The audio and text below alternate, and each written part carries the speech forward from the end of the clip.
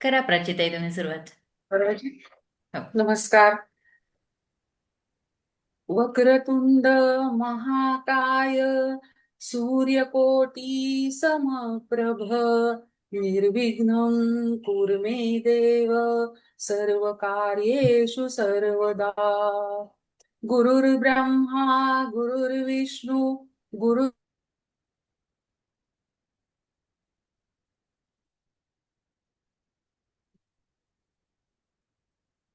महा शुका सारिखे पूर्ण वैराग्य जाचे वसिष्ठा परिज्ञान योगेश्वराचे कवी वाल्मिका सारखा मान्य ऐसा नमस्कार माझा सद्गुरु रामदासा. जय जय रघुवीर समर्थ. शुका सारिखे पूर्ण वैराग्य जाचे. वैराग्य आणि ज्ञान ह्या सगळ्याची तर खाणच होती समर्थांकडे. आणि त्याचं उदाहरण द्यायची म्हणजे समर्थांचं चरित्र जसजसं आपण बघत जातो, त्यांचं कार्य जसजसं बघत जातो, तसंच त्यांचं ज्ञान, वैराग्य, त्यांचं कवित्व आणि ते सद्गुरू कसे महान आहेत हे आपल्याला आपोआप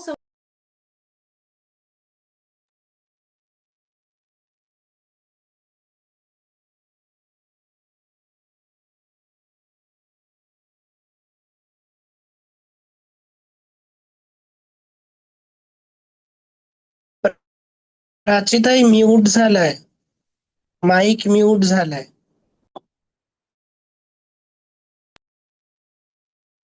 येत ऐकू. हो आता हो आता येते येतंय. येते. हो येते येते. मला वाटलं माझंच काहीतरी झालं. नाही, बाकी सगळ्यांचे म्यूट ठेवा म्हणजे त्यांचं ऐकू येईल व्यवस्थित. करा सुरुवात. येत आहे ऐकू आता तुमचं. प्राची ताई परत तुम्ही म्यूट झालात.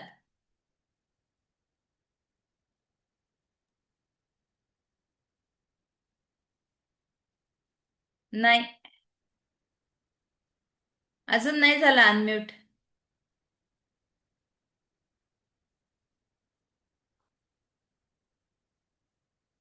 मी इकडून पण तुम्हाला रिक्वेस्ट पाठवते पण होत नाहीये. येत आहे हा, आता आलाय बरोबर. आता. हो हो. हा. हा, करा स्टार्ट. तर ह्या वेणास्वामींच्या चरित्रात एक फार छान कथा आली आहे समर्थांच्या बाबतीतली, की त्यांचं ज्ञान आणि वैराग्य वेणास्वामींनी कसं स्पष्ट केलं. तर तो एक चिकित्सक आला होता, प्रश्न घेऊनच आलेला होता आणि समर्थांबरोबर त्याला चर्चा करायची होती. आणि तो म्हणतो की माझ्याकडे धन आहे, संपत्ती आहे, मी सुखी समाधानी आहे, माझ्याकडे उत्तम संतती आहे, सगळं आहे, तर तुमच्याकडे काय आहे. तर समर्थांनी वेणास्वामींना उत्तर द्यायला सांगितलं. आणि वेणास्वामी म्हणतात की समर्थांची संपत्ती म्हणजे त्यांचं ज्ञान आणि वैराग्य खूप आहे त्यांच्याकडे. आणि ते ज्ञान आणि वैराग्य दोन दोन हातांनी वाटत असतात, तर त्यांना चार चार हातांनी ते ज्ञान आणि वैराग्य मिळतं आणि ते वाढत जातं. असं म्हणजे त्यांनी फार इतकं छान समर्पक उत्तर दिलं. तर ह्याच वेणास्वामींचं आज आपण चरित्र आणि कार्य बघणार आहोत. तर सुरुवात अशी त्याची करायला लागेल की समर्थांच्या ज्या सगळ्या स्त्री शिष्या होत्या त्याच्यात सगळ्याच उत्तम होतात, सगळ्यांनी चांगलं कार्य केलं. पण वेणास्वामींचं जे स्थान होतं ना ते फार आगळं वेगळं होतं. त्यांची उंचीच खूप मोठी होती. समर्थांनी कधी स्त्री आणि पुरुष मुळात भेदभाव केलाच नाही. आणि ह्याचं उत्तम उदाहरण म्हणजे वेणास्वामी ह्या पहिल्या स्त्री मठाधिपती, पहिल्या महिला कीर्तनकार. आणि सगळ्यात महत्वाचं म्हणजे त्या काळी फक्त पुरुषांनाच उभं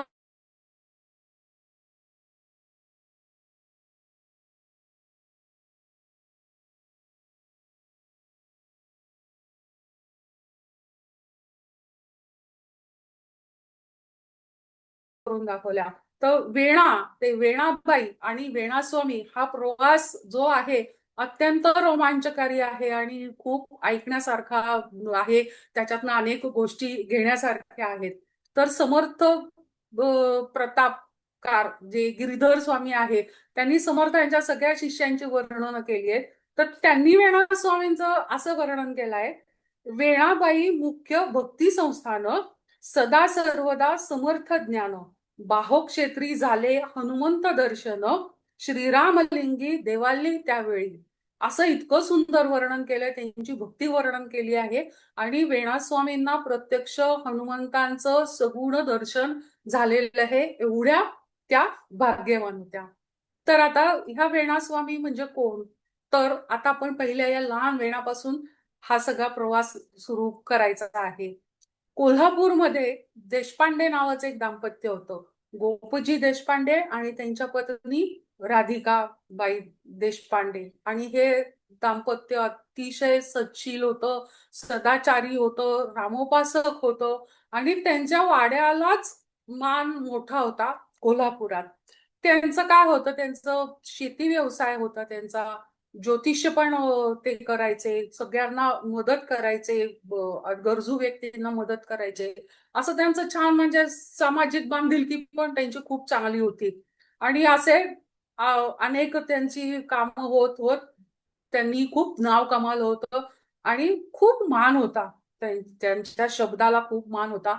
आणि अतिशय सधन असं हे कुटुंब होतं. पण त्यांना एक दोघांनाही दुःख होतं. काय? तर त्यांना 2-3 पहिली अपत्य झाली, ती अगदी अल्पायुषी ठरली. त्याच्यामुळे ते थोडेसे दुःखी असायचे दोघ जण. पण रामोपासना त्यांची खूप छान होती, अतिशय आध्यात्मिक असं ते दाम्पत्य होतं. आणि रामरायांनी त्यांची हाक ऐकली आणि त्यांना एक बुद्धिमान आणि अतिशय तरतरीत असं त्यांना कन्यारत्न प्राप्त झालं. आणि हीच ती वेणा. फार ही वेणा छान होती, अतिशय छान पद्धतीने तिचे पालन पोषण तिचं चालू होतं. गोपजीपंत देशपांडे अगदी तिच्या प्रत्येक गोष्टीत व्यवस्थित लक्ष द्यायचे.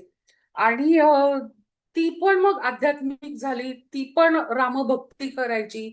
आणि ती अतिशय बुद्धीच्या दृष्टीने असे चांगले प्रश्न ती विचारायची. म्हणजे पाहायला गेलं ना तर तिच्या प्रश्नातच बुद्धिमत्तेची धार दिसायची.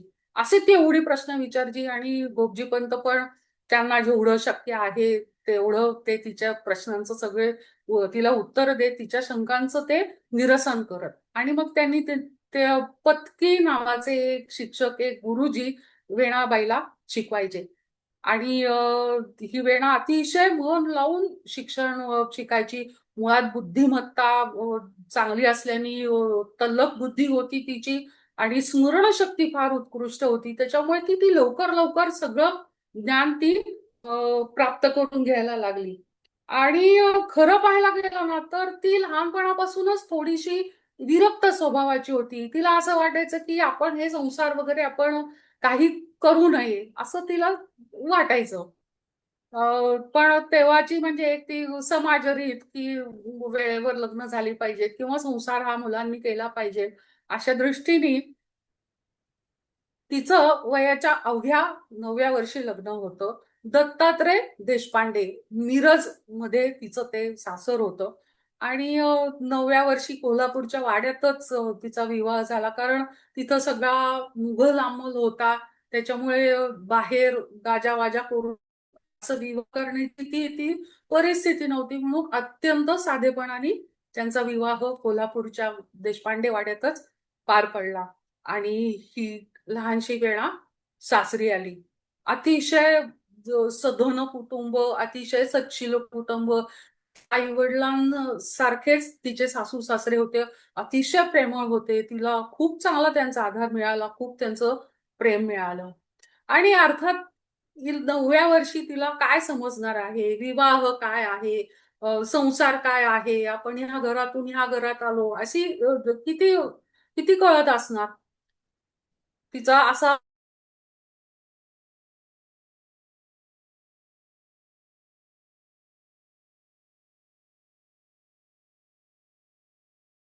कोडकौतुक सुरू झालं. पण हे सुख काही फार टिकलं नाही. अचानकपणे दत्तात्रय देशपांडे म्हणजे वेणेच्या पतीचं अकाली निधन झालं. आणि खूप मोठी दुःखाची कुऱ्हाड दोन्ही कुटुंबांवर कोसळली. तिला बिचारीला काही कळतच नव्हतं. तिला फक्त एक गोष्ट कळत होती, ते म्हणजे आपण विधवा झालो.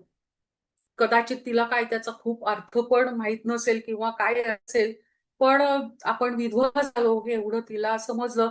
आणि आता आपल्या आयुष्यात काय आहे, काय नाही, पुढे काय वाढवून ठेवलंय, अशी किंचित थोडीशी तिला चिंता वाटू लागली. आणि अशामुळे काय झालं, तिचं स्वभाव जरा विरक्त व्हायला लागला आणि ती अध्यात्माकडे अजून तिची ओढ वाढायला लागली, जायला लागली. आणि अशातच तिने वयात ती थोडीशी पुढे गेली आणि तारुण्यात तिने प्रवेश केला आणि ह्या वेणेची आता वेणाबाई म्हणून ओळखायला लागली.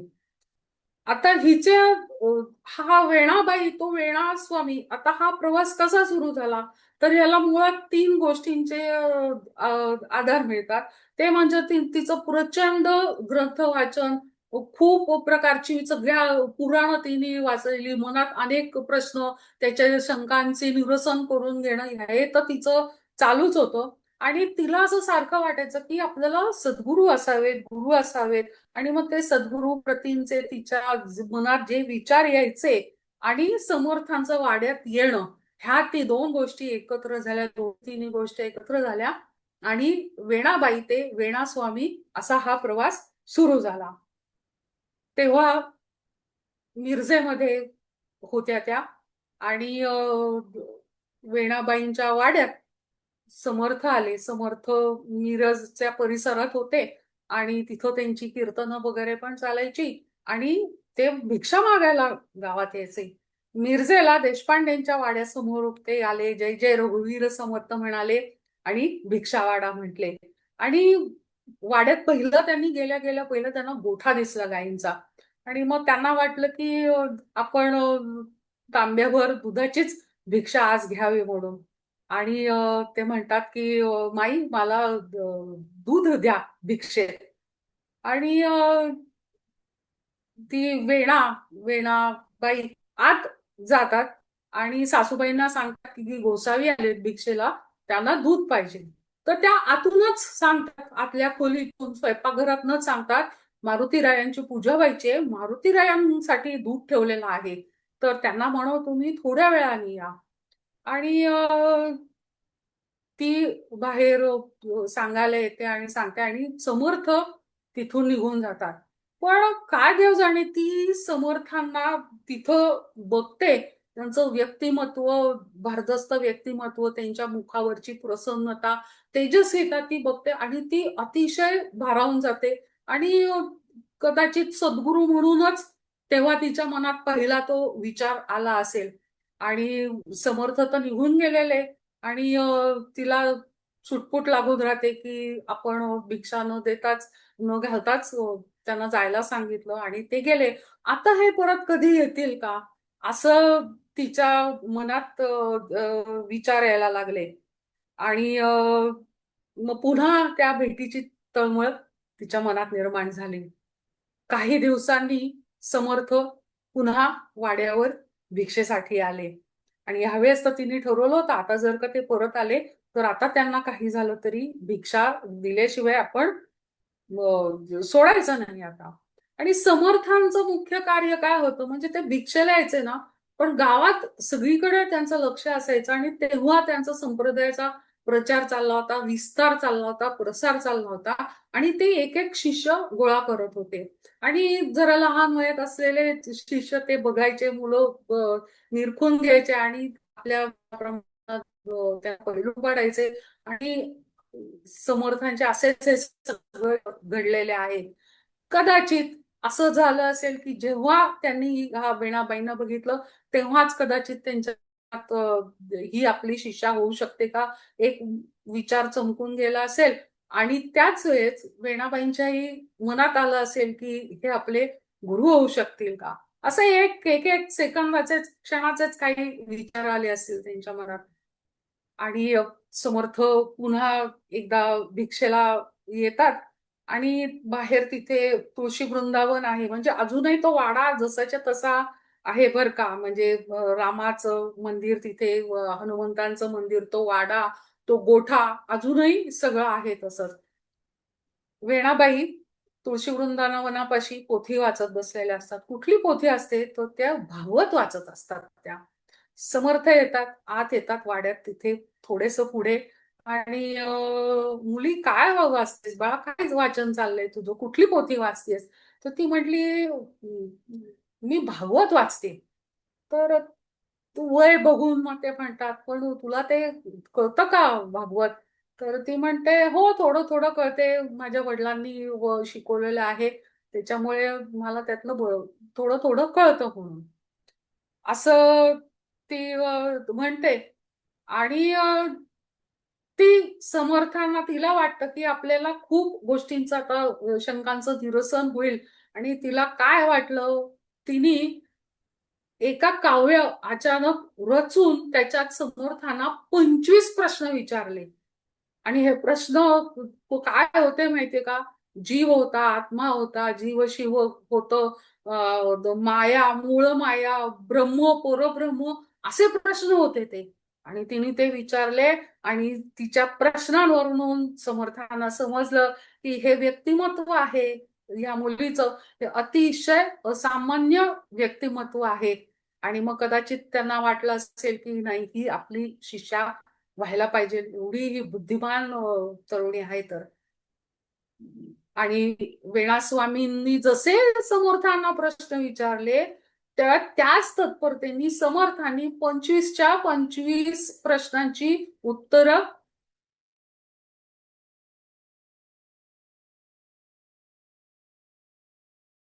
सद्गुरू असावेत, असं तिला मनोमन वाटायला लागलं. आणि ह्याच क्षणापासून त्या गुरु शिष्यांच्या नात्याची वीण गुंफली जायला लागली. समर्थांनी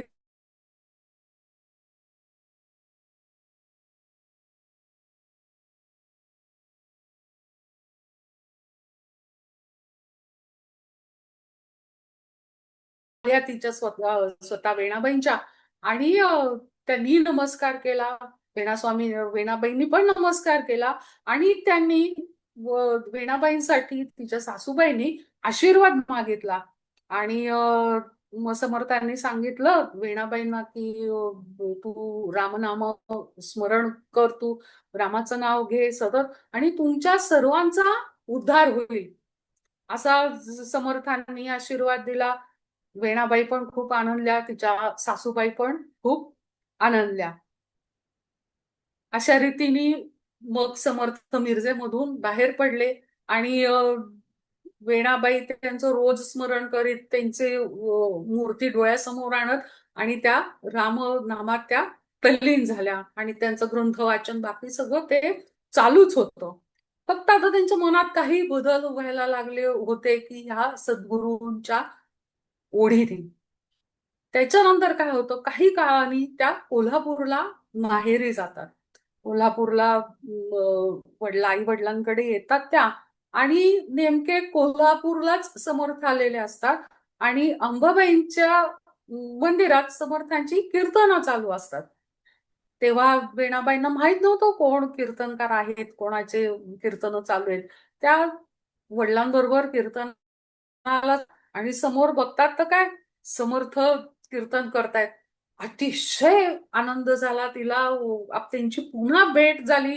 तिची जी तळमळ होती ती खऱ्या अर्थाने खरी झाली, आणि समर्थांची भेट झाली. मग ती रोज कीर्तनाला जायला लागली. आता बाकीचे जे गावातले लोक कीर्तन यायचे, ते कीर्तन ऐकायचे आणि परत जायचे. मात्र ही वेणाबाईंना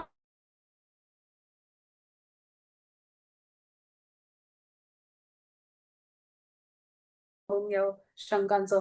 आणि मग त्या समर्थांशी बोलायच्या, कीर्तन झाल्यावर बोलायच्या, प्रश्न विचारायचे. समर्थ सुद्धा अगदी तन्मयतेने त्यांचे प्रश्न ऐकायचे, आणि त्यांना त्याची सगळी उत्तरं द्यायची.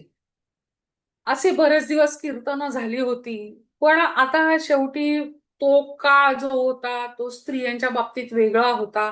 समाजाची खूप बंधनं होती, आणि त्यातून वेणाबाई विधवा, त्याच्यामुळे तर ती मुळात तिथं जाऊन कीर्तन ऐकते हेच काय फार वेगळं होतं समाजाच्या दृष्टीने. आणि समाजात मग खूप खळबळ उडाली की ही मुलगी नंतर थांबते आणि समर्थांची या कीर्तनकारांशी बोलते म्हणून हे योग्य नाही. आणि समाज विरोधात जायला लागला.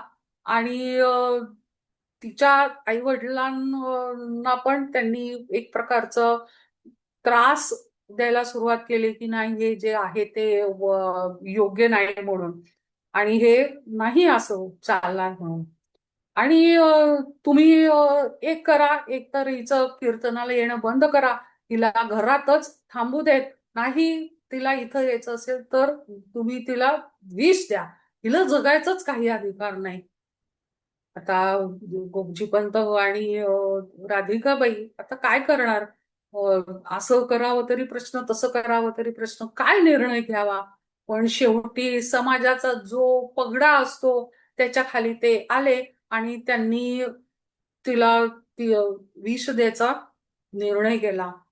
कोजागिरी पौर्णिमेची रात्र होती आणि त्यांनी वेणाशी बोलले ते. आणि त्या म्हणल्या, नाही म्हणे, तुम्ही मला विष दिलं तरी चालेल, पण मला त्यांची ओढ आहे, मला कीर्तनाची ओढ आहे, मला ते ज्ञान प्राप्त करून घ्यायचं आहे.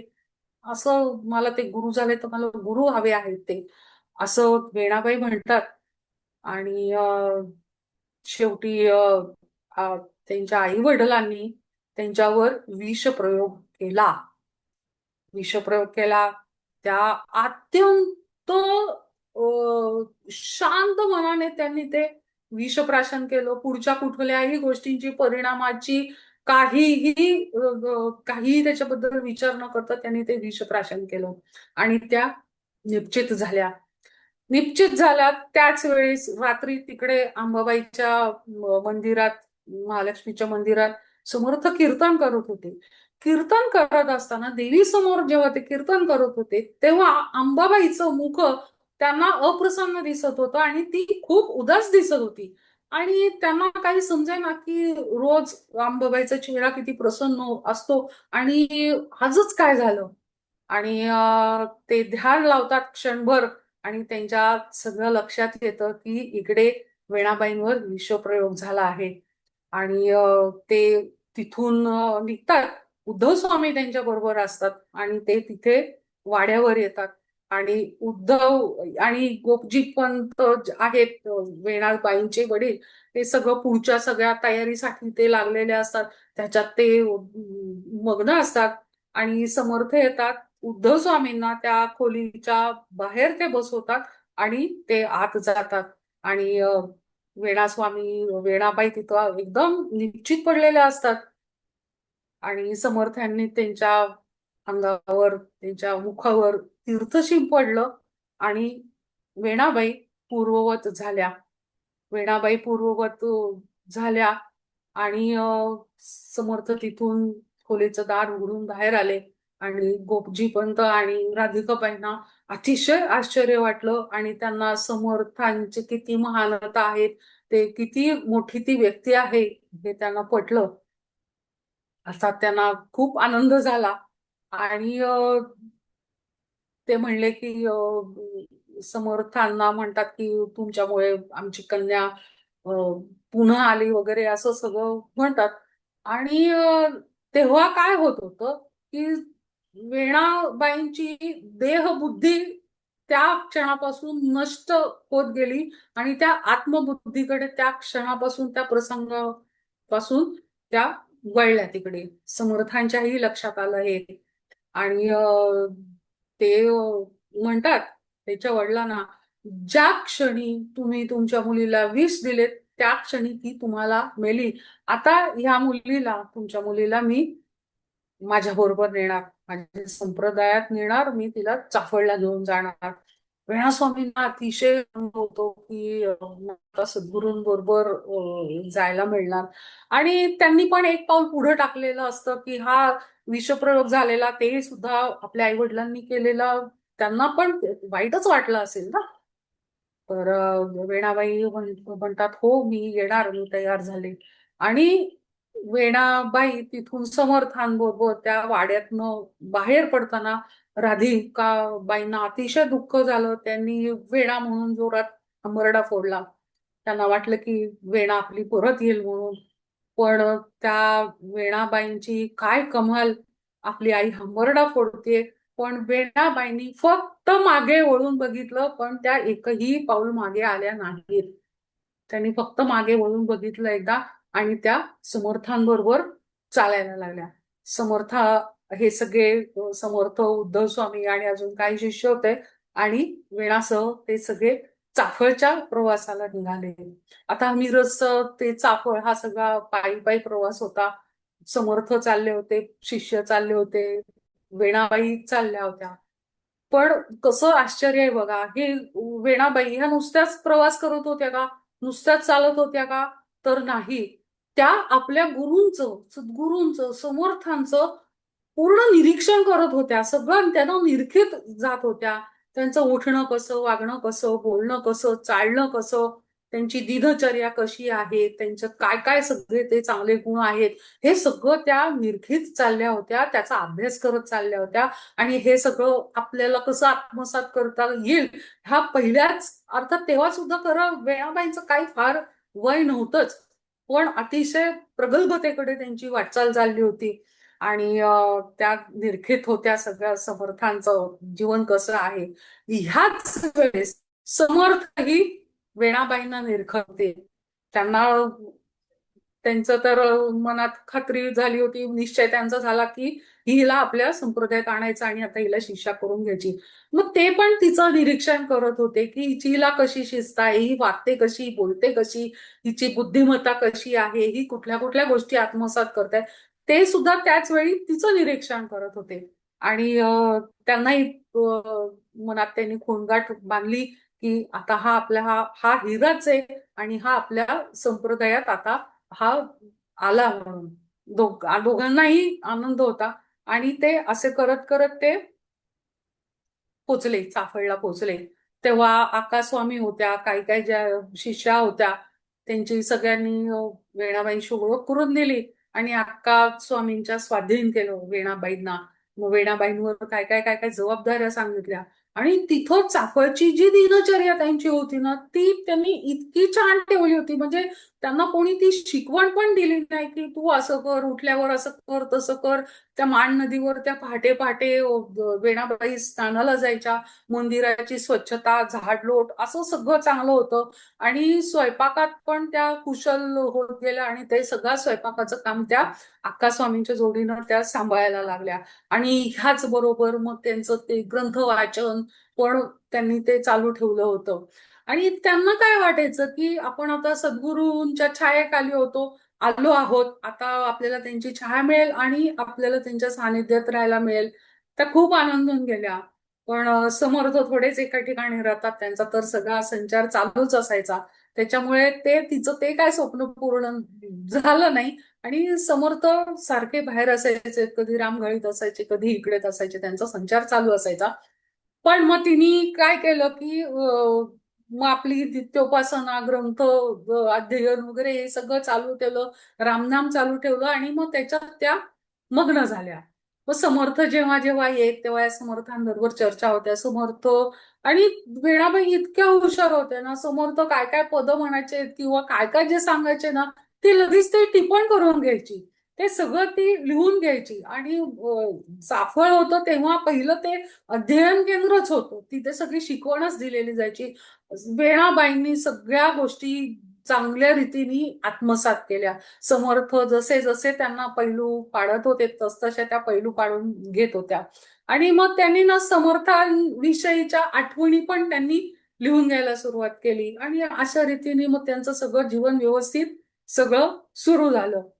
आणि असं सगळं होतं. आता काही वेणाबाईंच्या जीवनातले किंवा त्यांचे जे चरित्रातले जे प्रसंग आहेत ते अगदी त्याचे म्हणजे नमूद करण्यासारखे आहेत आणि ते ऐकण्यासारखे आहेत. तर चाफळला रामनवमी उत्सव असतो आणि समर्थ नेमके शिवथरगडला गेलेले असतात. आता तर बरंच होतं. दिवाकर गोसावींबरोबर समर्थांनी शिवथरगडून चाफळला वेणाबाईंना पत्र पाठवलं की मी काही येऊ शकत नाही या उत्सवाला, तर हा उत्सव आता पार पाडण्याची जबाबदारी तुझी आहे म्हणून असं ते सांगतात. मग त्याच्यातून काय काय पत्रातून सूचना वगैरे त्या सगळ्या देतात आणि त्या जबाबदारी घेतात. तोपर्यंत त्या चांगल्यापैकी तयार होत आलेले असतात. आणि अक्कास्वामी तर त्यांच्या नेहमी जोडीला असायच्या, पण अक्कास्वामी ह्या उत्सवासाठी कराड प्रांतात भिक्षेला जातात. आता इकडे वेणास्वामी चाफळला एकट्याच आहेत आणि घाबरत नव्हत्या, त्या अतिशय कर्तृत्ववानच होत्या, त्याच्यामुळे त्या ते जबाबदारी त्या पार पाडणारच होत्या. पण नेमकं काय झालं, त्या खूप आजारी पडल्या, अतिशय तापाने फणफणल्या आणि त्यांना काही कुठलं कामच करवेना. आणि त्यांनी रामरायाला प्रार्थना केली, रामराया आता तूच सहाय्य कर रे मला. आता हे कसा सगळा समर्थांनी माझ्यावर जबाबदारी टाकलीये, स्वामी आहेत माझे, त्यांचा शब्द मला पाळला पाहिजे आणि हा एवढा मोठा उत्सव आता मला पार पाडायचा आहे. आता तू मला रामराया सहाय्य कर. आणि मग काय झालं,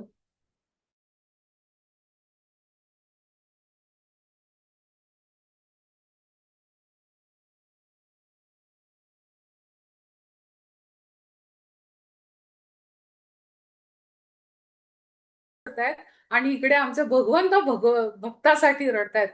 त्वरित रामराया एका रामाबाई ह्या स्त्रीच्या रूपात तिथे चाफळला आले आणि त्यांनी काय सांगितलं की आकास्वामी कराड प्रांती भेटलेल्या, त्यांनी मला तुमच्या मदतीला पाठवलं आहे. वेणाबाईंना ते सगळं खरंच वाटलं आणि त्या रामाबाईंनी सगळा कारभार हाती घेतलेल्या आणि त्या जबाबदाऱ्या उत्सवाच्या पार पाडल्या. त्याच्या व्यतिरिक्त वेणास्वामी जे आजारी होत्या त्यांची सेवा पण केलेली आहे. त्यांचं औषध पाणी, त्यांचे उपचार केलेले, त्यांची अशी सेवा पण रामराय यांनी केली आहे. आणि केवढ्या त्या भाग्यवान असतील, विचार करूनच आपल्या अंगावर रोमांच उभा राहतो. आणि अशा रीतीने सगळा उत्सव पार पडला. अक्कास्वामी परत आल्या. अक्कास्वामी परत आल्या आणि त्यांना मग ते कळलं की वेणा आजारी होती आणि होतं. आणि वेणाबाई म्हणतात की तुम्हीच त्या रामाबाईंना पाठवलं होतं ना, त्यांनी खूप मला सहाय्य केलं हो, सगळा उत्सव त्यांच्यामुळे पार पडला आणि मी खूप आजारी होते, असं त्यांनी सगळं वर्णन केलं. अक्कास्वामी म्हणतात मी तर कुणालाच पाठवलं नव्हतं. क्षणार्धात अक्कास्वामींच्याही लक्षात आलं की प्रत्यक्ष रामरायांनी येऊन त्यांना सहाय्य केले. त्या म्हणतात वेणा अगं तू किती भाग्यवान आहे, मी कुणालाही पाठवलं नव्हतं आणि ही रामाबाई तू जी कोण म्हणते ना, ते प्रत्यक्ष रामराया होते. आणि त्या क्षणभर स्तंभित झाल्या, अतिशय नवल वाटलं त्यांना. आणि प्रत्यक्ष रामराया येऊन मला मदत करून घेतले आणि ते सगळ्या उत्सवाची जबाबदारी त्यांनी पार पाडली. त्यांना आनंद झाला. तिथून पुढे काही काळाने जेव्हा समर्थ तिथे आले, तेव्हा समर्थांनाही म्हणजे वाटलं छान की प्रत्यक्ष रामरायांनी मदत केली. पण ते जाता जाता मग तिला सूचना करतात वेणाबाईंना की इथून पुढे रामाला कधीही वेठीस धरायचं नाही अजिबात. मग तेव्हापासून मग कधी वेणाबाईंनी त्यांना कुठलं साकडंच घातलं नाही.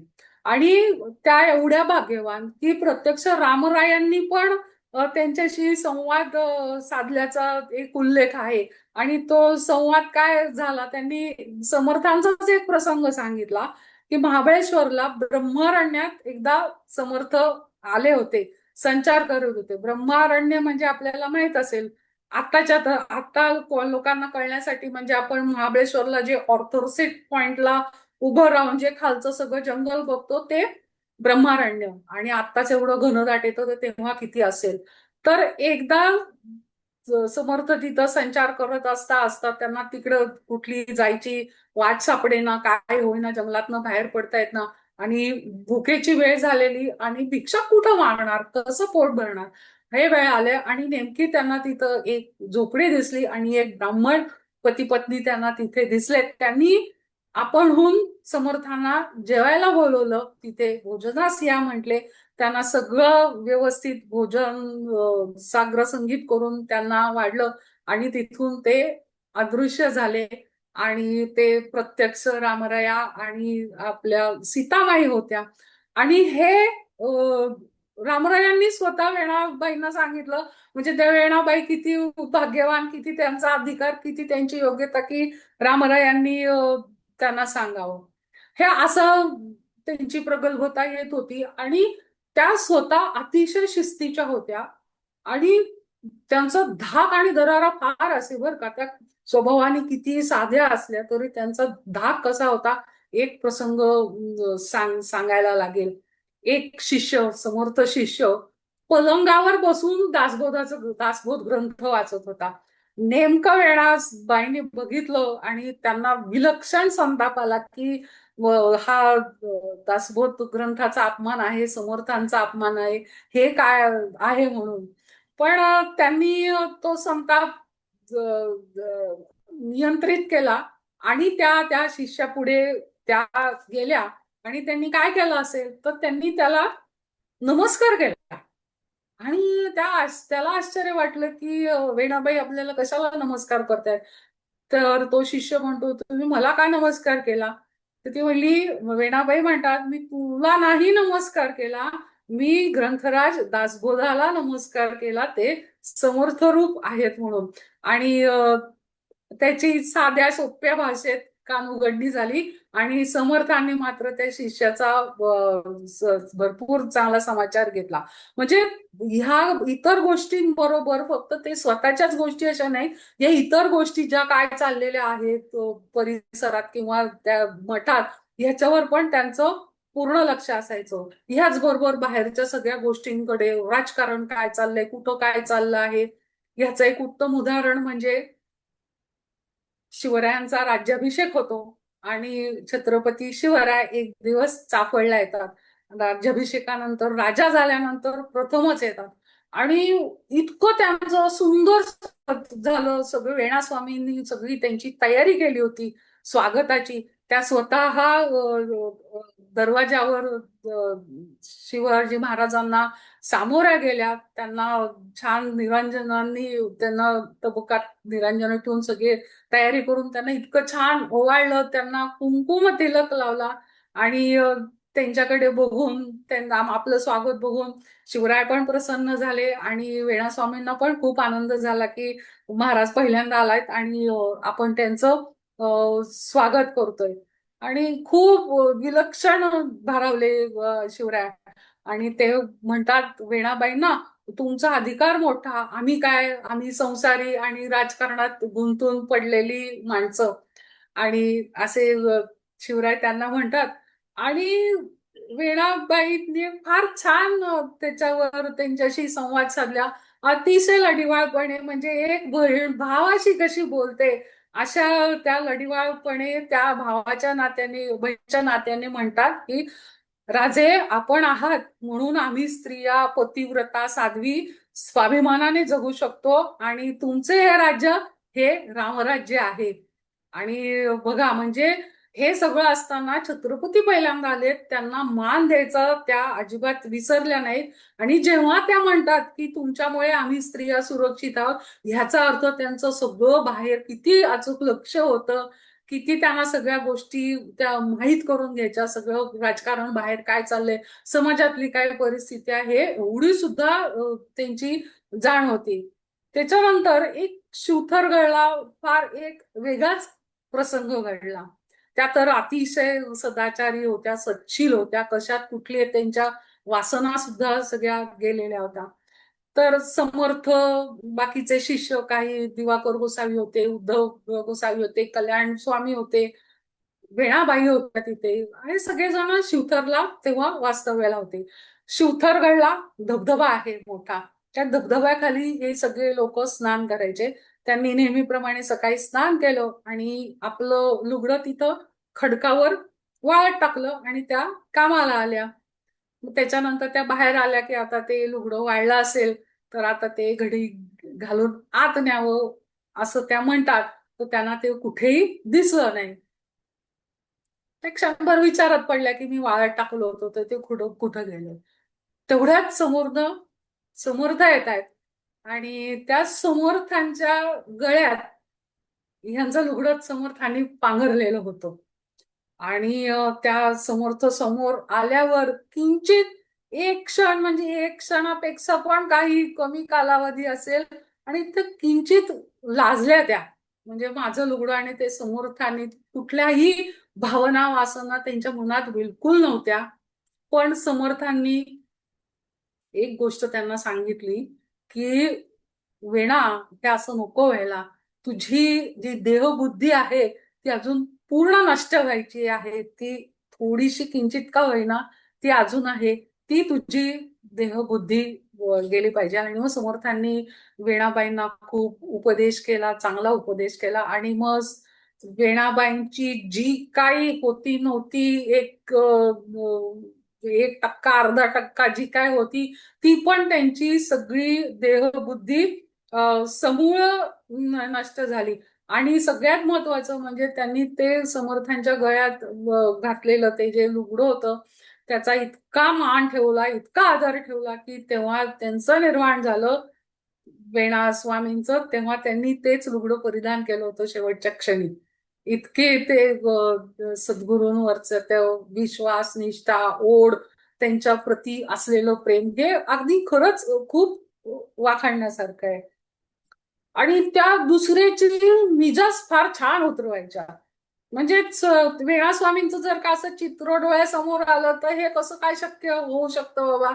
यांना ते आपण सुरुवातीला जे सांगितलं की एक चिकित्सक आला होता प्रश्नोत्तर करायला, तर एक तरुण असं चिकित्सक समर्थांकडे आलेला आणि सगळे प्रश्न ठरवूनच आलेला होता. जरा थोडा गर्वही होता, हेही होतं सगळं. आणि तो प्रश्नोत्तर विचारायला सुरुवात करायचा. आता समर्थ पण सगळ्यांच्या प्रश्नांना उत्तर देत नसायचे, ते आपल्या शिष्यांना सांगायचं. आणि बरेच वेळा असं व्हायचं की कल्याण स्वामी ह्या सगळ्या प्रश्नोत्तरांना, वादविवादाच्या ज्या चर्चा व्हायच्या त्याला सामोरे जायचे. त्या दिवशी नेमके कल्याण स्वामी नव्हते तिथे. आणि तो असा सगळा प्रश्न विचारतोय. तो काय म्हणतोय की आमच्याकडे बघा केवढी धन आहे, संपत्ती आहे, उत्तम संतती आहे, सगळं आहे, पण तुम्ही निस्पृह म्हणतो तुमच्या जवळ काय आहे. आणि तो समर्थांकडे त्या प्रश्नाच्या उत्तराच्या अपेक्षेने बघतो. आणि समर्थ वेणाबाईंकडे बघतात. वेणाबाईंच्या लक्षात येतं पटकन की आपल्याला याचं उत्तर द्यायचंय म्हणून. मग त्याच्या प्रश्नाला उत्तर द्यायला तिथे सामोरं जातात. आणि वेणाबाई म्हणतात, तुम्ही धनसंपत्तीचं काय घेऊन बसलात. म्हणे आमच्या समर्थांकडे खूप मोठी संपत्ती आहे. त्यांच्याकडे पैशाची संपत्ती नाही हो, पण त्यांच्याकडे ज्ञानाची आणि वैराग्याची केवढी मोठी संपत्ती आहे. ते दोन्ही हाताने सगळ्यांना, आमच्या शिष्यांना, सगळ्या समाजाला दोन्ही हातांनी ते ज्ञान आणि वैराग्य वाटतायत. आणि तेवढंच त्यांचं ज्ञान आणि वैराग्य त्यांचं वाढत झालंय. आणि ह्या ह्याच्यात ते अतिशय श्रीमंत आहेत. तुम्ही आहात का हो तसे श्रीमंत. आणि संततीची काय गोष्ट घेऊन बसलात की ते संत आहेत, महंत आहेत, त्यांना कुठली संतती आली. मग म्हणे आम्ही हे जे सगळे आमचे शिष्यमंडळी आहोत ना, ही त्यांची संतती आहे. आणि तुम्ही काय विचारता.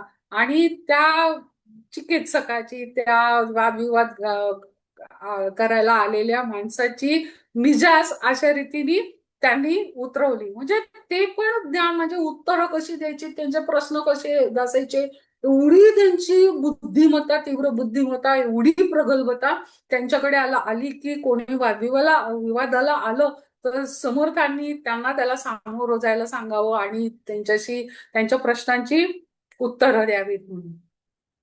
अशा अतिशय भाग्यवान अशा होत होत्या त्या. आणि एक विलक्षण भाग्याचा प्रसंग वेणाबाईंच्या जीवनात घडला.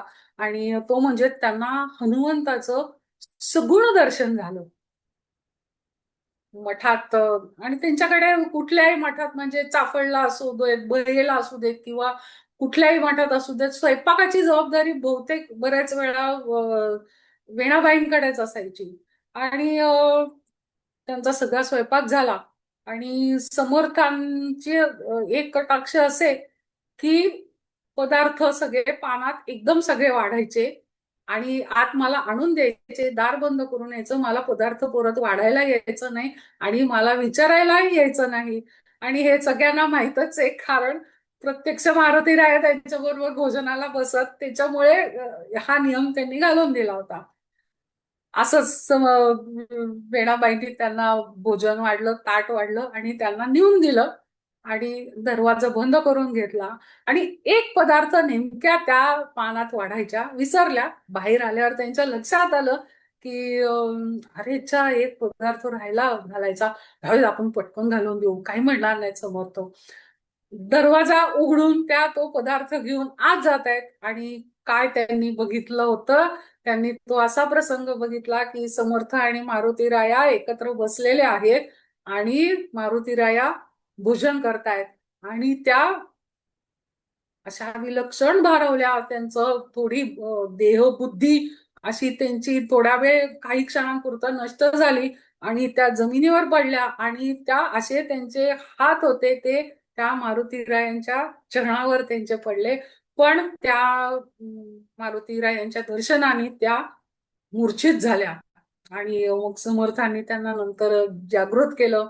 आणि समर्थ म्हणले, वेणे तू भयंकर भाग्यवानास आहे, तुला आज हनुमंतांनी दर्शन दिलं." असं करत करत काळ सगळा पुढे चालला होता. अतिशय छान छान अनुभव घेत होत्या, प्रगल्भ होत होत्या, मोठ्या होत होत्या, संप्रदायाच्या कामात पण लक्ष घालत होत्या. हा बराचसाच काळ लोटला आणि समर्थांच्या मनात एक दिवस विचार आला की मोठ्या वृक्षाखाली दुसरा वृक्ष जो लहान आहे तो कधी वाढत नाही, त्याची वाढ पूर्ण होत नाही. आणि मग त्यांना असं वाटतं की की वेणा किती कर्तृत्ववान आहे, किती बुद्धिमान आहे, आणि आपण तिला आपल्या संप्रदायात शिष्या म्हणून आपण आणली. आणि आता तिला जर का आपण आपल्या जवळ ठेवलं तर ती कायम आपल्याच आधिपत्याखाली राहील. आणि मग ही संप्रदायाचं काय असं कार्य करू शकेल की तिने ते केलं पाहिजे आणि तिची ही बुद्धिमत्ता वाया नाही गेली पाहिजे. तर आता तिला आपण आपल्यापासून थोडं लांब केलं पाहिजे, तिला दुसऱ्या जबाबदाऱ्या दिल्या पाहिजेत. असं त्यांना वाटायला लागतं की हा वृक्ष दुसरं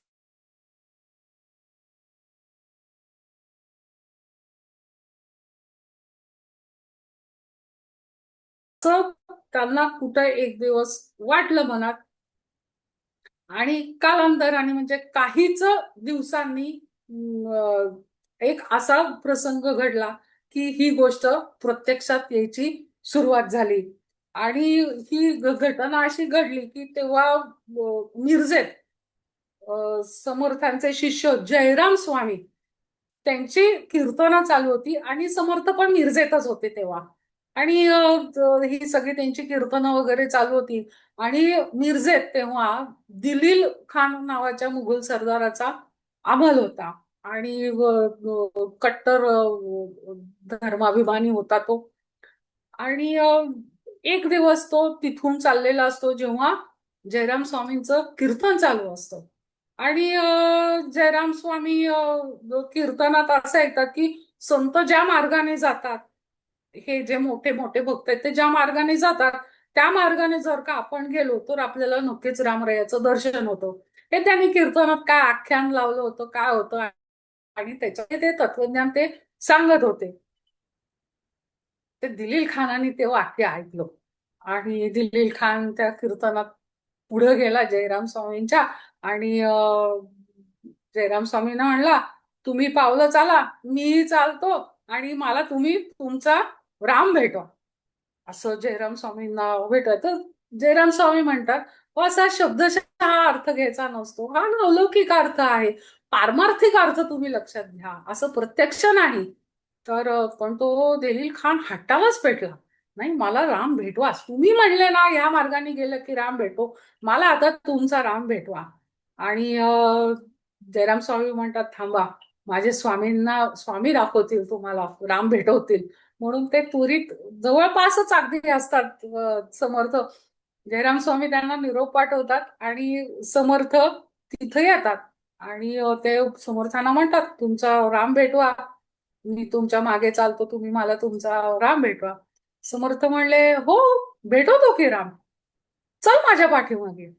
आणि त्या मिरजेचा किल्ला आहे त्या बुरुजापाशी येतात, त्या तटाच्या बुरुजापाशी येतात.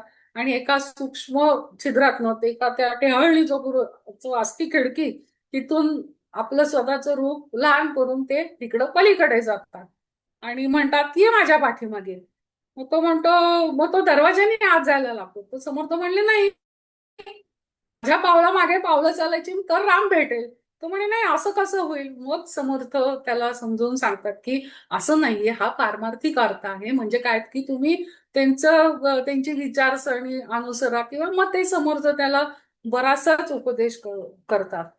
पण ह्या उपदेशाने आणि ह्या संवादाने आणि समर्थ जे काय त्या दिलील खानाशी जे बोलतात ते, तो दिलील खान अतिशय प्रभावित होतो आणि समर्थांना तो शरण जातो आणि इतका भारावतो. तो म्हणतो तुम्ही आता इथंच राहा कायमचे, मिरजेतच राहा तुम्ही, इथेच तुमचे काय मठ मंदिर तुम्ही स्थापन करा. बघा मुस्लिम सरदार त्यांना म्हणतो, एवढा तो भारावलेला. तर आणि असं त्यांनी म्हणाला तुम्ही इथेच राहा मिरजेत आणि मठ मंदिर बांधा, इथेच तुमचं वास्तव्य असू देत, असं ते सांगायला जातात. तर त्याच क्षणी समर्थांना वाटतं की मिरजेत मठ स्थापन व्हायला पाहिजे आणि समर्थ मग त्या दृष्टीने पावलं टाकायला सुरुवात करतात आणि मग ते ठरवतात की हा जो मिरजेचा वाडा आहे, वेणाबाईंचे सासू सासरे तिथं देशपांडे जे राहत आहेत, त्याच वाड्यात आपण आता मारुतीराया स्थापन करावं म्हणून, आणि तिथं एक मठ निर्माण होऊन ते एक आध्यात्मिक आणि सांस्कृतिक केंद्र तिथं सुरू होईल. अर्थातच ह्या मठाची अधिपती असेल वेणाबाई. आपण वेणेला हे सगळं आता कारभार सोपवायचा, आता ती अतिशय मोठी झालेली कर्तृत्ववान आहे आणि तिने आता संप्रदायाचं स्वतंत्रपणे कार्य करावं, माझ्या छायेखाली राहून आता तिने ते कार्य करू नये, अशी समर्थांची इच्छा त्यांच्या मनात निर्माण झाली. आणि समर्थांनी मग ते वाड्यात येतात, सासू सासऱ्यांशी बोलतात आणि दिलील खानाला एक सांगतात की हा यांचा जो वाड्याचा परिसर आहे तो त्यांना देऊन टाक. आणि दिलील खान पण मान्य करतो. तो जी ब्राह्मणपुरी ब्राह्मणवाडा जो का तो परिसर आहे, आता जिथं तो जो मठ आहे, तो सगळा परिसर या देशपांडे दाम्पत्याला तो दिलील खान सुपूर्त करतो.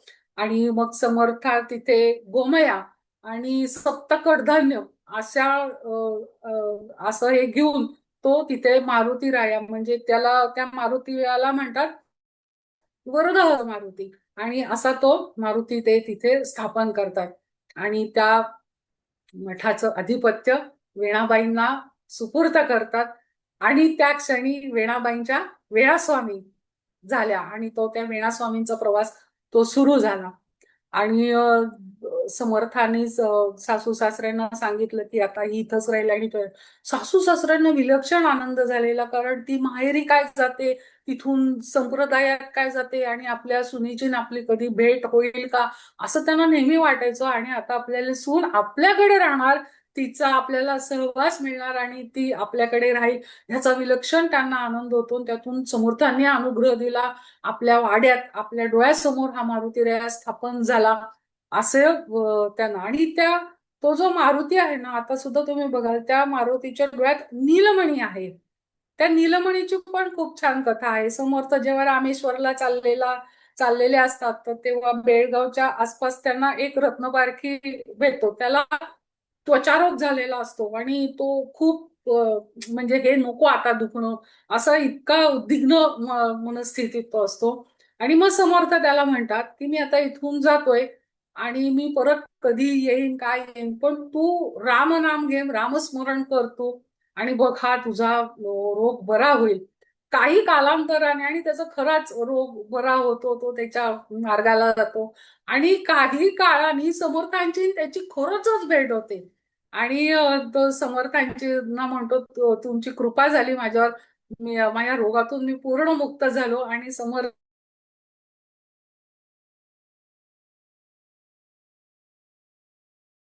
मिरजेच्या मठातल्या मारुतीरायांच्या डोळ्यात आहेत. इतका तो पण इतिहास जो आहे, तो जो घटना आहे, ती पण अशीच खूप रोमांचकारी आहे. समर्थ काही दिवस तिथे राहतात मिरजेत आणि तिथून पुढच्या संचाराला बाहेर पडतात. त्यांचं कार्य बाकी चालूच असतं. आता वेणास्वामी इथं आता समर्थांना सोडून पहिल्यांदाच राहिलेले आहेत. एरवी पण त्या मठात तिथेच असायच्या, त्याच्यामुळे समर्थ गेले की परत येणारच आहेत, त्याच्यामुळे त्यांचं कार्य व्यवस्थित चालू असायचं. आता मला हे कार्य स्वतंत्रपणे करायचंय, हा मठाची माझ्यावर आता जबाबदारी आहे, ती मला आता पार पडायची आहे.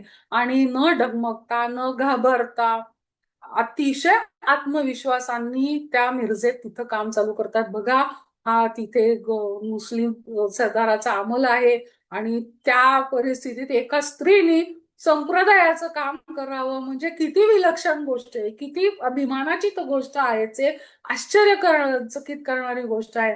आणि त्या तिथं चालू करतात. आणि तिथं दुसरं सांस्कृतिक केंद्र आणि आध्यात्मिक केंद्र चालू झालेलं आहे तिथे. आणि मग हे मारुतीराय यांची मूर्ती आणि समर्थ त्यांना रामपंचायत देतात, आपल्या खडावा देतात. म्हणजे वेणा स्वामी तेवढं मागतात की स्वामी तुम्ही आता जाणार पण मला तुमच्या पादुका द्या म्हणून. आणि समर्थांनी आपल्या वापरातल्या खडावा पादुका म्हणून त्यांना तिथे दिलेल्या त्या आजही तिथे आहेत. त्या आपल्याला बघायला मिळतात, ह्या सगळ्या गोष्टी आपल्याला तिथे बघायला मिळतात. आणि मग त्यांचं कार्य चालू होतं. त्यांनी सगळ्यात पहिलं लक्ष केंद्रित कुठं केलं? लहान मुलं आणि तरुणांवर लक्ष केंद्रित केलं. त्यांनी ते उपासना केंद्र चालू केलं आणि ती सगळी मुलं गोळा होत त्यांना छान म्हणजे शेकड्यानी मुलं तिथं त्या काळात मिरजेच्या मठात यायची आणि मग त्यांची नित्योपासना घ्यायच्या, त्यांना वेगवेगळी पदं शिकवायच्या, त्यांना स्तोत्र पठण शिकवायच्या. आणि सगळ्यात महत्वाचं काय केलं त्यांनी, अनेक सगळ्या त्या संतांचे चरित्र त्यांना सांगायला सुरुवात केली. त्यांच्या कथा, त्यांचं चरित्र सगळं कथांच्या रूपामध्ये सांगितलं आणि ती मुलं खूप प्रेरित झाली आणि ती नियमितपणे ती मुलं घ्यायला लागली. अशी ती मुलं पण सगळी तरतरीत व्हायला लागली. बरं, म्हणजे नुसतं मग अध्यात्म शिकवायला पाहिजे का? तो नाही, त्यांनी त्या मुलांना बलोपासना पण करून घेतली आहे. म्हणजे एका स्त्रीनी ह्या सगळ्या मुलांकडनं बलोपासना करून घेतली, त्यांना व्यायाम शिकवलेले आहेत, त्यांच्याकडनं सूर्यनमस्कार घालून घेतलेले आहेत, वेगवेगळे शारीरिक खेळ त्यांच्याकडनं करून घेतलेत. म्हणजे त्यांच्याही मनगटात त्यांनी जोर निर्माण केला एक स्त्री असून सुद्धा. अशा रीतीने त्यांचं ते केंद्र चालू होतं. गावात सगळीकडे त्यांचं लक्ष असायचं, कुठं काय करायला पाहिजे, कुठं प्रबोधन करायला पाहिजे, हे सगळं त्यांचं व्यवस्थित लक्ष असून त्यांनी ते सगळं काम व्यवस्थितपणे पार पाडायला सुरुवात केली. एकदा काय झालं, अशीच ही सगळी उपासना चालू होती ही मुलांची आणि अचानक समर्थ येतात. अचानक समर्थ वाड्यावर येतात आणि त्यांचं ते सगळं त्या मुलांना शिकवत वगैरे असतात. आणि त्यांच्या लक्षात येतं की वेणा किती सुंदर काम करते, किती मुलांना छान हे केलंय. आणि समर्थ येतात. आपले गुरु आले, आपले स्वतःचे गुरु आले, ह्या मुलांचे गुरु आले, आता त्यांचे पाद्यपूजा करायची म्हणून त्या काशीराज नावाच्या एका मुलाला सांगतात की जा रे, पाणी घेऊन ये, आपल्याला गुरूंचे पाय धुवायचे. तो काय करतो, रामरायांच्या इथं जातो आणि त्यांच्या पूजेसाठी जो पाण्याचा तांब्या घेऊन आलेला असतो तोच तांब्या तो घेऊन येतो आणि समर्थांचे ते पाय धुतले जातात. आणि मग समर्थ पटकन म्हणतात की हे रामरायांसाठी ठेवलेलं पाणी आहे आणि तर ते कसं काय हे करता तुम्ही. तर त्या खूप छान उत्तर देतात त्यांना की रामस्वरूप सद्गुरू आलेले आहेत, मग ते त्या रामरायांच्या मूर्तीसाठी म्हणजे आतल्या रामरायांसाठी ते पाणी ठेवण्यात काय अजील आहे, तुम्हीच रामस्वरूपात, असं इतकं सुंदर उत्तर देतात त्या. आणि त्या समर्थांची पूजा करतात आणि पाद्यपूजा करतात. समर्थ खूप भारावून जातात, त्यांना विलक्षण आनंद होतो, खूप ते समाधानी होतात की वेणा सगळं कार्य उत्कृष्ट करते म्हणून. आता वेणाबाई वेणास्वामी झालेले आहेत आता आणि त्या उत्कृष्ट कीर्तनकार होतात. त्यांनी अतिशय वाखाणण्यासारखं त्यांचं कीर्तन होतं. मग ते कीर्तन सुद्धा त्यांचं कसं असायचं, त्यांचे विषय निवड त्यांची चांगली असायची. मराठी स्खलित मराठी होतं, त्यांचे वाक्प्रचार चांगले होते, वाक्योच्चार त्या अतिशय करायच्या, त्याची विलक्षण छाप पडायची त्याची, आणि अतिशय ओघवत्या आणि छान छान आख्यानं लावायच्या, त्या पराक्रमी पुरुषांचे, देवदेवतांचे आख्यानं लावून त्या त्या कीर्तनातून त्या समाज प्रबोधन करायला लागायच्या.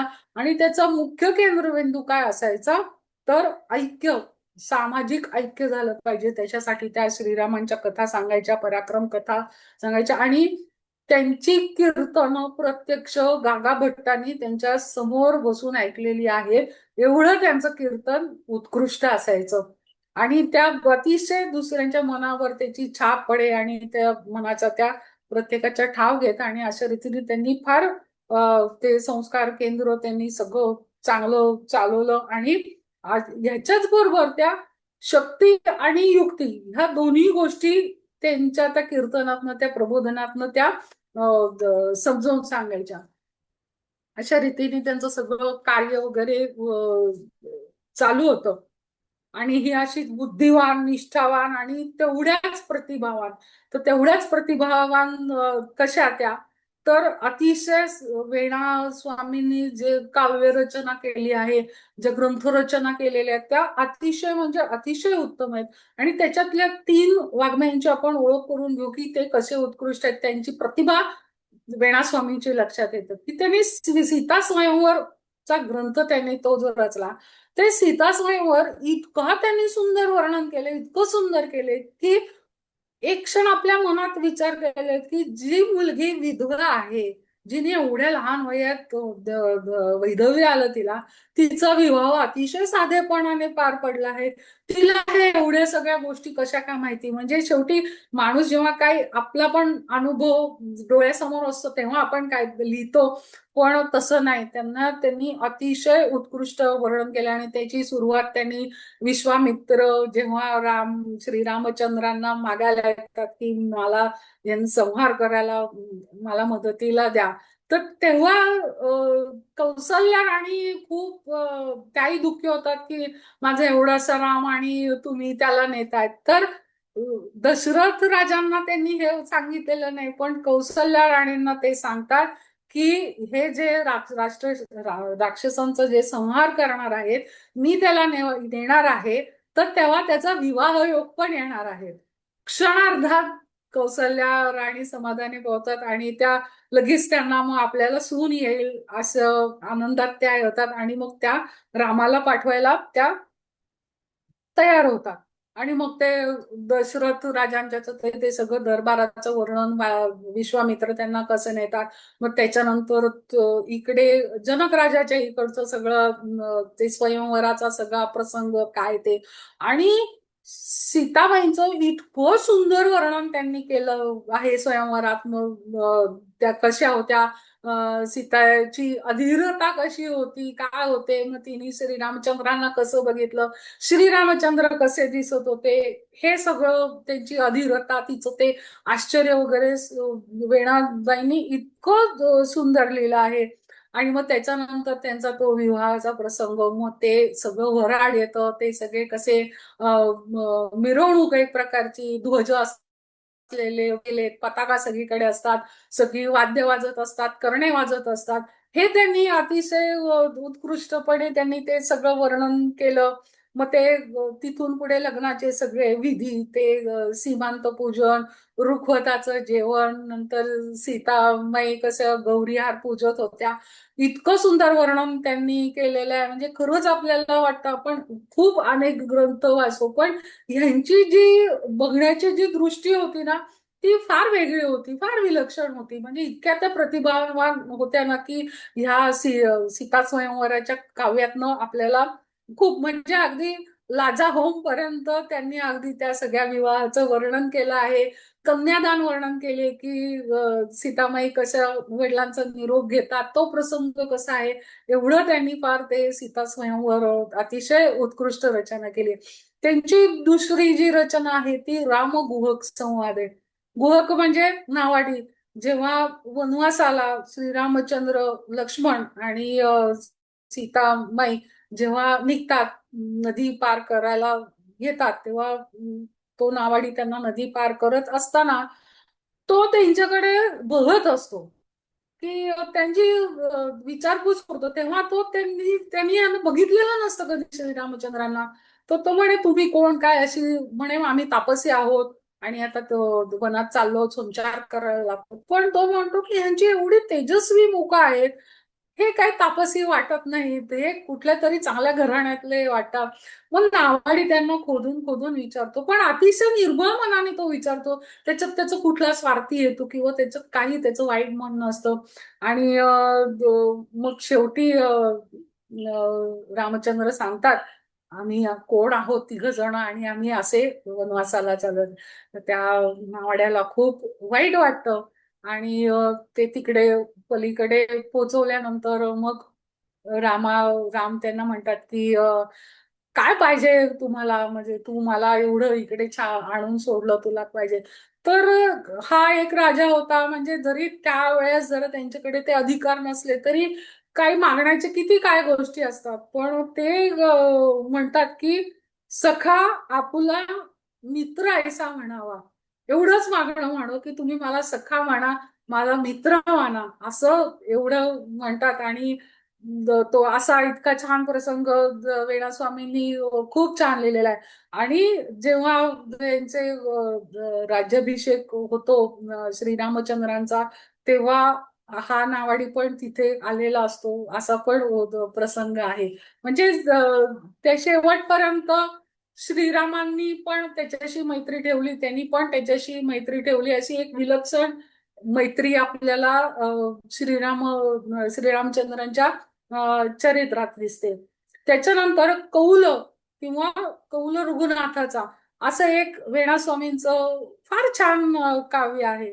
आणि एक खूप वेगळं वेगळं काव्य आहे. ते काव्य काय आहे, त्याचा गाभा काय आहे, तर जेव्हा श्रीरामचंद्र रावणाचा वध करून पुन्हा अयोध्येत येतात, त्यांचा राज्याभिषेक होतो, ते सिंहाधिष्ठित झाले आणि पुन्हा राज्यात एक छान प्रसन्न वातावरण निर्माण होतं. आणि सगळी प्रजा खूप आनंदी होते. दरबार भरताना, जेव्हा दरबार भरतो तेव्हा पहिल्यांदाच जेव्हा ही लोक येतात, जेव्हा रामचंद्र सिंहासनावर बसलेले आहेत, तर ते प्रजेला म्हणतात की मागा काय, ते तुम्हाला काय हवंय ते, आणि हा राजा तुमच्या सुखासाठी तत्पर आहे.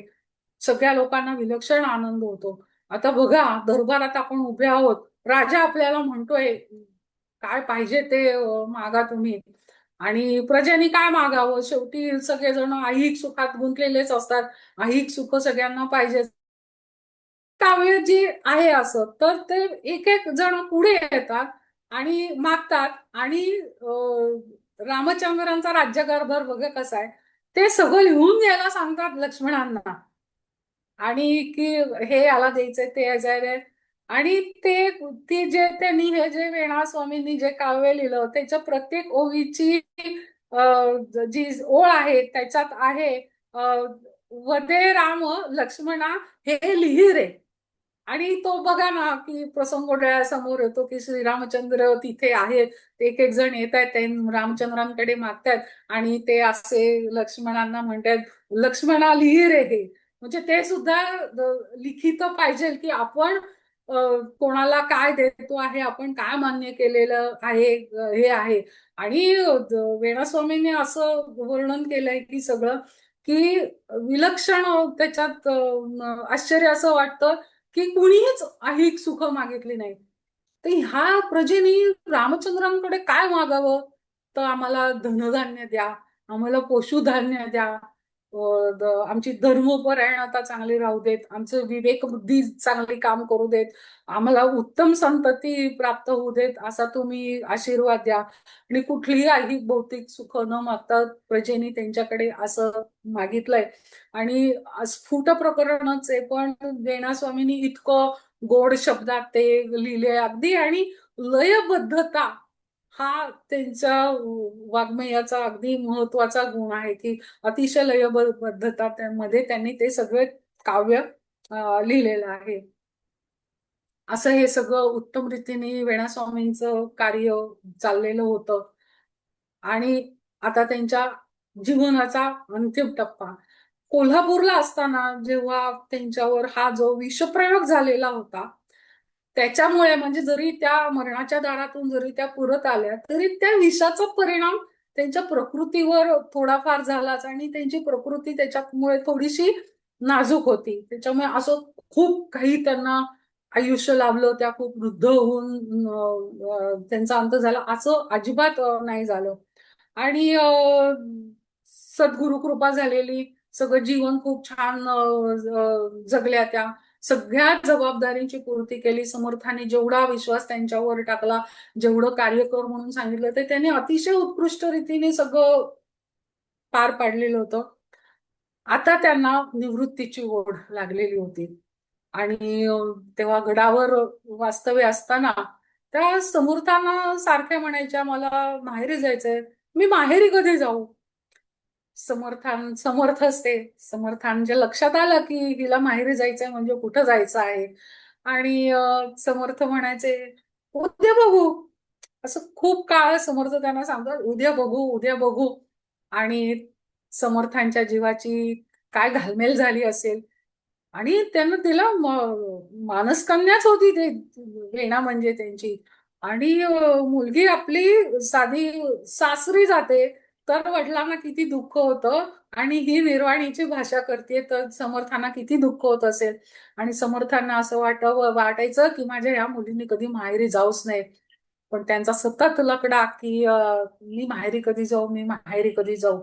आणि गडावरचे जे इतर लोक होते त्यांना सगळ्यांना वाटायचं की हिला कोल्हापूरला जायचं आई वडिलांकडे, म्हणून हे सारखी विचारते, म्हणून कोणी काही एवढं लक्ष देत नाही. आणि समर्थ मग शेवटी परवानगी देतात की हो वेणा तू माहेरी जा म्हणून.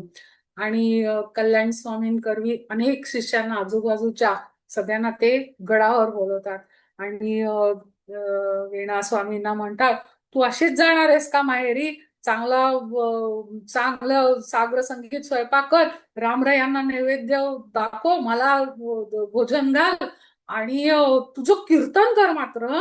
आणि मग तू जा माहेरी, असं त्या म्हणतात. असं समर्थ त्यांना वेणाबाईंना म्हणतात. आणि त्यांना ती निवृत्तीची ओढ लागली, आता ही वेळ आलेली आहे आपल्याला जायची. आणि तयारीला सुरुवात होते. त्या चैत्र अमावास्येचा दिवस आणि त्या दिवशी त्यांचं दुपारच्या वेळेनंतर सूर्यास्ताच्या अगोदर त्यांचं कीर्तन सुरू होतं. त्याच्या पहिले अगोदर दुपारी आज साग्र संगीत स्वतःचं मन लावून सगळा स्वयंपाक करतात, पाकसिद्धी करून रामरायांना नैवेद्य दाखवतात, समर्थांना नेहमीप्रमाणे जेवायला वाढतात. अगदी त्यांना तृप्ती होईपर्यंत त्यांचं सगळं सेवा करतात.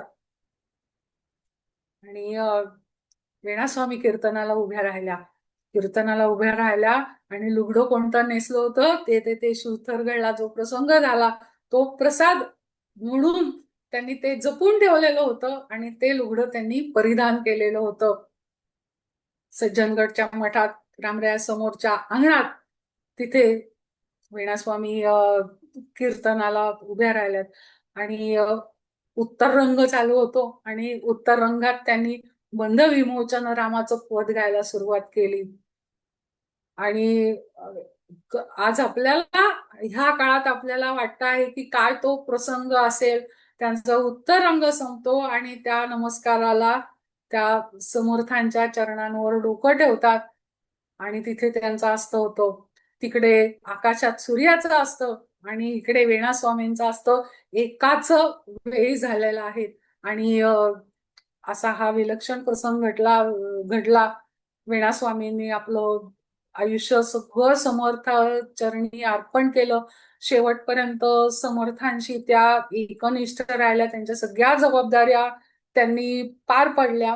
आणि मग त्या सगळ्या शिष्यांच्या लक्षात आलं की माहेरी जाऊ म्हणजे यांना शेवटच्या घटका त्यांच्या आलेल्या होत्या आणि त्यांना म्हणजे रामरायाकडे त्यांना जायचंय, हा त्यांचा शेवटचा प्रवास होता आणि ते त्यांचं माहेरी जाणं होतं. आणि माहेर म्हणजे रामराया, काय विलक्षण कल्पना आहे बघा तुम्ही. आपल्याला सुद्धा त्याचं खूप आश्चर्य वाटतं. आणि अशा रीतीने समर्थांचा आणि वेणास्वामींचा साधारणतः 1678चा हा काळ होता. आणि वेणास्वामींनी समर्थांच्या चरणी आपला देह ठेवला. समर्थ मनात खूप दुःखी झाले. माझी मुलगी मला सोडून गेली असं त्यांना वाटायला लागलं. आणि सगळ्यात महत्वाचं म्हणजे त्यांच्या देहाला अग्नी त्यांना द्यायला लागलेला आहे.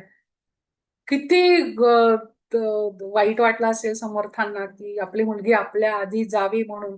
आणि मग तेव्हापासून पण मग समर्थांचं हे सुरू झालेलं म्हणजे 1678च्या सुमारास वेणा स्वामी गेला. 1680ला छत्रपती गेले. आणि 1682ला समर्थ गेलेत. म्हणजे समर्थांचं ह्या व्यक्तींवर किती प्रेम होतं, सगळ्यांवरच होतं. पण ह्या 2-3 व्यक्ती होते ते अतिशय त्यांना जवळचे होते याच्यावरनं ते लक्षात येतं. आणि अशा रीतीने वेणास्वामींचं सगळं चरित्र, त्यांचं वाङ्मय बघितलं की आपल्या लक्षात येतं की त्या किती महान होत्या, किती भाग्यवान होत्या. समर्थांचा सहवास लाभला त्यांना. प्रत्यक्ष रामचंद्राने त्यांच्याशी संवाद साधला. प्रत्यक्ष हनुमंतांचं सगुण दर्शन त्यांना झालं. इतक्या विलक्षण भाग्यवान. आणि आपल्या जे काय आयुष्य आहे त्या सगळ्या ते खूप छान रीतीने जगल्या. शेवटपर्यंत त्या समर्थांशी एकनिष्ठ राहिल्या. आणि जसं त्यांनी कोल्हापूर सोडलं ना ते त्या परत गेले नाहीयेत बरं का तिकडे. ते जेव्हा त्यांनी मागे वळून फक्त बघितलं पण एकही त्यांचं पाऊल अडखळलं नाही. आणि कुठेही नोंद नाही की त्या कोल्हापूरला परत गेल्यात. तर आणि हे तर सगळं आहेच आहे. आणि मिरजेचा मठ आज तुम्ही बघून या तुम्ही, तो अजूनही कार्यरत आहे. आणि कौस्तुभबुवा रामदासी मठाचे मठाधिपती आहेत. तो वाडा म्हणजे आपण आता तो वर्णन केलेला वाडाही तसाच दिसतो. त्याचा दरवाजा पण तसाच आहे. आतला गोठा पण तसाच आहे. गायी आहेत म्हणजे त्या कौस्तुभबुवा त्याचं संगोपन खूप छान करतायत. आणि वाड्याचा त्या मठाचा जीर्णोद्धार व्हायला पाहिजे खरं आहे. आणि कौस्तुभबुवा खूप त्याच्यासाठी प्रयत्न करतायत. तिथं नित्योपासना चालते, शिबिरं चालतात, दासबोध ग्रंथाची पारायण होतात. पूर्ण वर्षभर हा कार्यरत यशस्वी ठेवण्यात कौस्तुभबुवा रामदासी हे तर माझं असं आव्हान आहे की सगळ्यांनी मिरजेच्या मठात वेणास्वामींचा चरित्र, त्यांचं कार्य डोळ्यासमोर घेऊन तिथं मिरजेच्या मठाला भेट द्यावी. आणि कौस्तुभबुवांना आपल्या याच्याप्रमाणे त्यांना जी काय मदत पाहिजे, जे काय आर्थिक सहाय्य हवं आहे ते त्यांना करावं. आणि हे जे मठ तेव्हा समर्थांनी जे आपल्यापर्यंत आणून ठेवलं आहे ते आपण कार्य या निमित्ताने पुढे सगळं चालवत ठेवूयात. याच्यासाठी समर्थांनी आपल्याला आशीर्वाद द्यावा. जय जय रघुवीर समर्थ. वा, खूप सुंदर. आणि माझ्या अगदी जवळचं, मनाच्या जवळचं हे चरित्र आहे. आणि विशेष हो. म्हणजे पहिलं कीर्तन मी जेव्हा केलं ते वेणास्वामींवरती केलं. मला आताही खूप अरे वा. येत आहे. किती आणि किती छान. खूप म्हणजे एक विलक्षण आणि मी व्यक्तिमत्व आहे. हो हो. हम्म. आणि मी जेव्हा मिरजेच्या मठाला भेट दिली ना तेव्हा हा सगळा अभ्यास करून मी गेले होते. त्याच्यामुळे मी जशी त्या मठाच्या दरवाज्यात आले ना मला ते सगळं ते तुळशी डोळ्यासमोर वृंदावन, आहे. वीणा स्वामी कशा बसल्या असतील, समर्थ कसे भिक्षेला आले असतील, तो गोठा कसा बघितला असेल, ते तांब्याभर दूध कसं मागितलं असेल, ही या रत्न पारखेची कथा की ते सगळं समर्थांनी खडावा कशा दिल्या, काय दिल्या म्हणजे असं इतकं आपण भारावून जातो ना हे सगळं खूप सुंदर. बघताना. सगळं डोळ्यासमोर येतं. त्याच्यामुळे माझं सगळ्यांचं म्हणणं आहे माझं असं की सगळ्यांनी तिथं एकदा जावं. खूप छान. आणि तो जर का मठ खूप पुढे येईल म्हणजे काहीच मठ आहेत की ते वर्षभर कार्यरत राहत आहेत. त्याच्यात हा मिरजेचा मठ आहे. आणि मुख्य म्हणजे आपल्याला पीएचडीच्या प्रबंधात एक मुलाखत नावाचा एक आपल्याला द्यायची असते. आणि मी इतके नशीबवान आहे की ती ती मुलाखत मी कौस्तुभवानी. कौस्तुभबुवांची घेतली. आणि हे वेणास्वामींचं माफक चरित्र ते अभ्यास इतका सुंदर अभ्यास झाला त्याचा. आणि कौस्तुभबुवांची मी मुलाखत घेतली. आणि ती सगळी प्रबंधात लिहिताना म्हणजे मला खूप आनंद झाला. अगदी मी भाग्यवान आहे 15 की अशा दिवसापूर्वीच त्यांच्याशी मठाधिपतींशी बोलणं बोलणं. झालेलं आहे आणि त्यांना पण आपल्या समूहावरती मी आमंत्रित केलंय अगदी प्रवचनासाठी. अगदी नक्की त्याच्यामुळे खूप छान आहे. इतके मृदू हो हो, स्वभावाचे अगदी आहेत ते. अगदी. त्याच्यामुळे आणि ना लवकरच तोही योग कुठल्याही येईल. बाकीच्या कुठल्याही गोष्टीत ते नसतात. आपला मठ आणि आपलं इतकं साधं सुधं त्यांचं, म्हणजे ते पण आपले बाकी इतर गुरुवरे कसे शिकलेले ते नाही, इतके ते शिकलेले आहेत, पण आज त्यांनी सगळं आपल्या आयुष्याचं समर्पण वेणा स्वामींच्या मठासाठी मठात केलं. केलं. म्हणजे खरंच ही कौतुकाची खूप गोष्ट मोठी आहे. गोष्ट आहे ती. आणि हो त्यांनी कबूल पण केलंय आपल्याकडे प्रवचन करायला. त्याच्यामुळे आपले हे भाग संपले की मी त्यांना आमंत्रित करणारच आहे. हो कारण अगदी हे नक्की. चरित्रच आता खूप विलक्षण आहे. आणि खूप विशेष विलक्षण म्हणजे आहे. ह्या चरित्रात अशा खूप नाजूक गोष्टी आहेत की ज्या सांगताना खूप म्हणजे शब्दांना सांभाळावं लागतं. तो पण ताल लागतं बरोबर आहे. सांभाळला. हो हो त्यामुळे हो विशेष करून हो हो हो मला हो हो. चांगलं आठवतं, मी जेव्हा जामला वीणास्वामींवरतीच प्रवचन केलं, तेव्हा साक्षात भूषण स्वामी समोर होते. त्याच्यामुळे इतकं बापरे. प्रेशर होतं की प्रेशर होतं. समर्थांच्या, हो हो. हा, की समर्थांच्या वंशातले वंशज 13वे आपल्या हो समोर बसलेले आहेत. हो हो. आणि तेव्हा हे नातं म्हणजे एक पिता आणि एक लेक, हे जेव्हा त्या हो म्हणजे लोकपावाद इतका होता त्या नात्यामध्ये. आणि अशा बरोबर. पार्श्वभूमीवर जेव्हा हे चरित्र त्यांच्या समोर सांगायची वेळ आली होती, खूप प्रेशर होतं. आणि खूप सांभाळून आपल्याला ते सगळं सांगावं लागतं. आज पण तुम्ही तो हो. ताल खूप सांभाळला. त्याच्यामुळेच तो जो शिवतरगाचा जो प्रसंग आहे ना, तो एकमेव प्रसंग असा आहे की तुम्हाला तो विलक्षण आहे. आणि म्हणजे सांगायला. आपल्याला माहितीये, सगळ्यांना माहितीये, पण तो सांगताना म्हणजे विचार पण करायला लागतो. त्या म्हणजे वेळची शिवथरगडला परिस्थिती. जेव्हा मला पहिल्यांदा बोलायला दिलं होतं, तेव्हा पण मी हा प्रसंग तिथे सांगितला की आता अशी इथं घटना, म्हणजे असा तो समोर धबधबा दिसतोय, मग त्यांनी ते कसं ते खडकावर आपलं वस्त्र वाळत टाकलेले असतील, तो सगळा असा प्रसंग डोळ्यासमोर उभा राहिला. ते तुम्ही म्हणलात ते अगदी बरोबर आहे. म्हणजे मी पण तो खूप विचार करूनच हो. तो प्रसंग ह्याच्यात नमूद केला. नाही म्हणजे एक कसं आणि आहे तो की काळ कसा होता आज पण म्हणजे. नाही, आणि आज जे लोकांचं म्हणजे काही बोलणं असतं किंवा आपल्या धर्माच्या विषयी, संस्कृतीविषयी, आपल्या सगळ्याच संतांविषयी जेव्हा काहीतरी वेडवाकडं बोललं जातं, तेव्हा तर हे सगळे प्रसंग अशा परिस्थितीत सांगणं खूप अवघड असतं. पण हे खूप अवघड चरित्रच असतं. सगळं खूप विलक्षण आहे. म्हणजे मी जेव्हा 8 मार्चचं जेव्हा जेव्हा मी प्रवचन करते, तेव्हा मी 3 हम्म, स्त्री चरित्रच सांगते. मी स्त्री मुक्तीवर बिलकुल बोलत नाही. मी हे 3 चरित्र सांगते. एक स्वामी, एक राणी सारंधा, आणि आता ज्या हम्म, कोणी कॅप्टन म्हणून काम करतायत मिलिटरीमध्ये, हम्म, असे 3 हम्म. चरित्र मी सांगत असते की आपल्यापेक्षा अगदी त्या छान. स्त्रिया जास्त मुक्त हो होत्या आणि जास्त हो आत्मबल हो पाळणाऱ्या होत्या. हो हो. त्याच्यामध्ये वेणा आणि हा स्वामींचं काळ तर चरित्र. वेळा स्वामींचा किती वेगळा होता, किती वेगळा. आणि त्या काळात त्यांनी या सगळ्या समाजाला तोंड दिले आणि त्या परिस्थितीत त्यांनी कार्य केलंय, म्हणजे खूपच विलक्षण. खरंच अतिशय अभिमानास्पद, कौतुकास्पदच खूप त्यांचं कार्य. ती व्यक्तीच महान वेगळी. आहे. हो. खरंच आहे. खूप छान झालं त्याच्यामुळे आजचं, आणि आनंद वाटला मला पुन्हा एकदा ते सगळं आठवलं.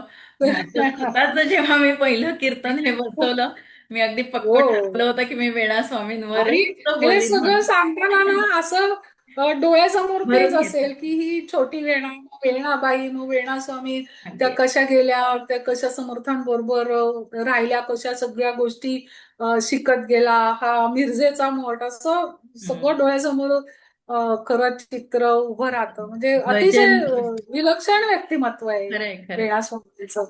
आणि त्याच्यात भजन पण हे खूप अभ्यासण्यासारखं आहे. सुंदर आहे. भजन पण हे खूप सुंदर आहे. बंध विमोचन हो. राम, माझा बंध विमोचन राम, हो हो. सकल ही आता ऋषीमुनी सजती मी परवा जयासी. पोस्ट टाकली होती ना, आपले आदरणीय रवींद्र पाठक, त्यांचा तो हम्म. समर्थ चित्रपट. हो हो हो. तर त्याच्यात पण ही समर्थ जो मुलगा दाखवला हिरो म्हणजे सिनेमाचा, हा हा. तर त्याची आई जेव्हा जाते हे ना, गाणं. तेव्हा पण ती म्हणते मला वेणाबाईंसारखं मला काय? मरण पाहिजे. आणि तेव्हा ते बंध विमोचन राम हे घेतलंय. म्हणजे खूप पुन्हा सुंदर ते आहे ते सगळं भजन. उभं राहिलं. हो हो. खूप सुंदर, आणि छानच आहे शब्द म्हणजे. पण खूप सुंदर आहे.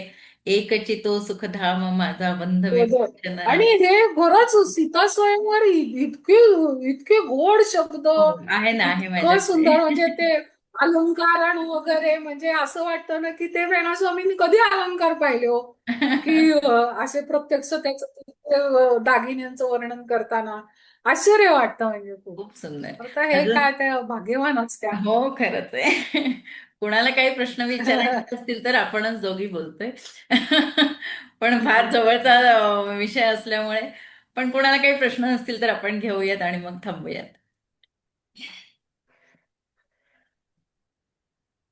नितीन दादा लिहितीलच काहीतरी त्याच्यावरती उद्याला, वाट बघ. हो. त्यांची हो, प्रतिक्रिया त्यांची जी काय ते वाचण्यासारखी वाचण्याची असते. उत्सुकता मला पण असते. नाही, नक्की नक्की. थांबूयात आपण. खरं म्हणजे वीणास्वामी इतकं जवळचं चरित्र आहे की असं वाटतं ते ऐकणं थांबवू नये. पण आपल्याला थांबायचंय. पुढच्या शुक्रवारी आपण सुट्टी घेऊया आणि त्याच्या पुढच्या शुक्रवारी परत मग अजून एका शिष्यांचं आपण कंटिन्यू करूया. हो हो, नक्की मग नक्की. नितीन दादांना काही बोलायचंय वाटतं. बोला बोला.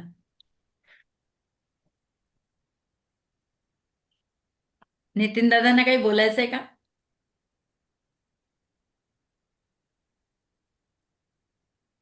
अनम्यूट करा तुम्ही. त्यांचं वय, हा, अल्पायुषी म्हटलं, त्यांचं वय किती होतं हो, ऍक्च्युली त्या कमी वेणास्वामी गेल्या वयात तेव्हा? गेले.